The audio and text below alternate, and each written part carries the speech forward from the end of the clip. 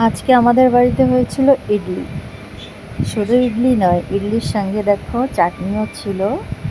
ছোলার ডাল আর বাদাম মিশিয়ে চাটনি করেছিলাম। আর এদিকে কি বলতো, এদিকে মটর মটর আলু দিয়ে ঘুগনি করেছি।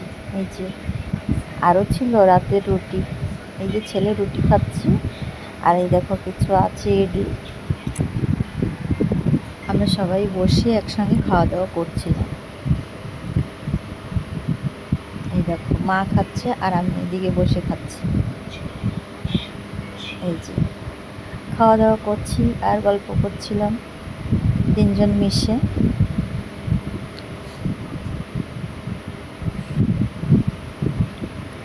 আর খেতে খেতে জানো তো দুপুর হয়ে গিয়েছে।